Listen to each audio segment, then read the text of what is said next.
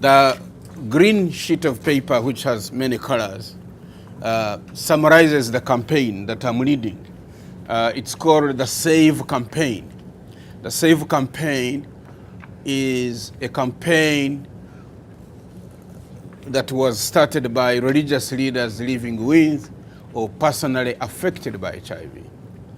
At first, we used to approach HIV and AIDS using the entry point of ABC.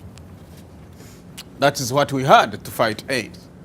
And you'd hear many church people say, if you can't abstain and you can't be faithful, use condoms. Of course, some people would not write, would put a small c,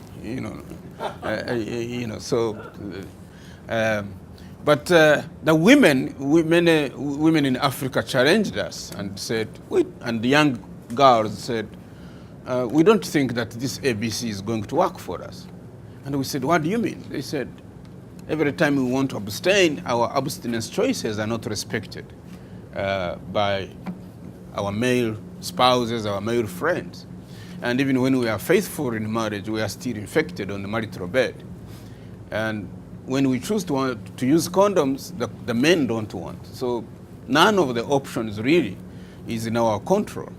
So we were, and then there were the children who were born with HIV, who also came and said, we are abstinent, we are virgins, but we are HIV positive. And then came issues of mother-to-child transmission, preventing mother-to-child transmission.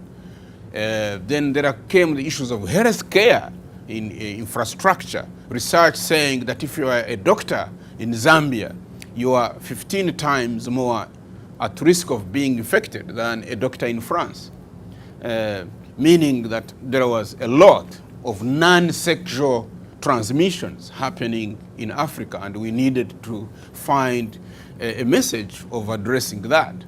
Then there were, of course, the people who are positive who are saying, even when the condoms are there, we cannot use them because we are so stigmatized that every time we want to go for a condom, they say, oh, these are the people who have failed to abstain, those are people who have failed to be faithful. So we designed a new way of looking at this thing, and we said, if you want to restore agency to young people and help them to become agents for change and restore power, you reduce SIDIM,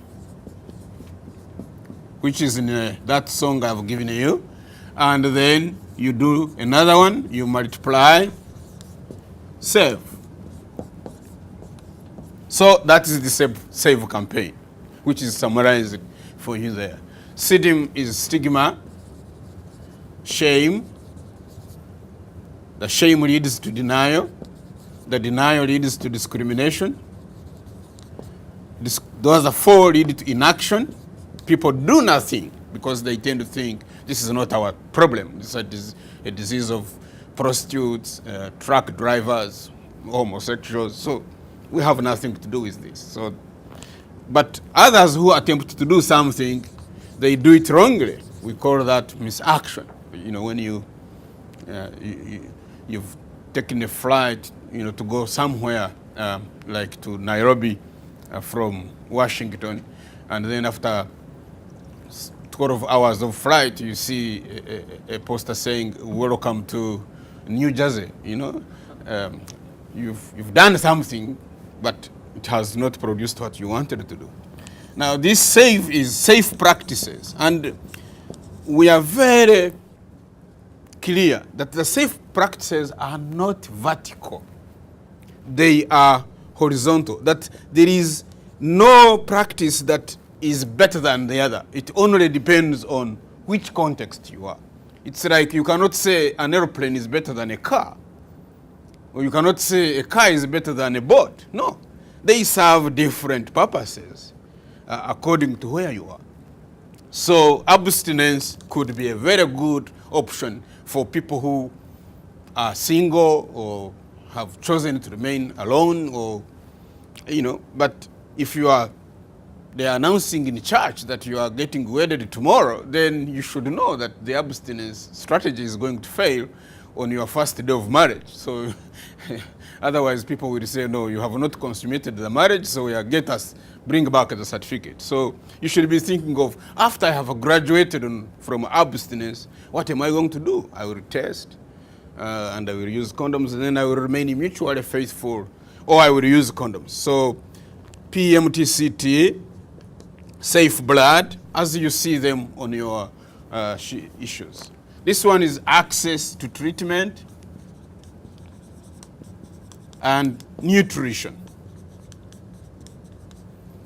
Voluntary, routine, and stigma-free counseling and testing. And this one is very, very important, empowerment. Empowerment of young people, empowerment of children, empowerment of men, empowerment of families, communities, and nations that are AIDS challenged, that are vulnerable to the epidemic. So, I think even if you forgot everything else I've said today, just if someone said, how do you restore agency to young people in order to make them AIDS competent, then you say, you reduce the seeding, you multiply the save, and you produce AIDS competent, spiritually empowered, gainfully skilled, productively employed, social justice sensitive young people who are leaders and can help their countries and communities to engage AIDS.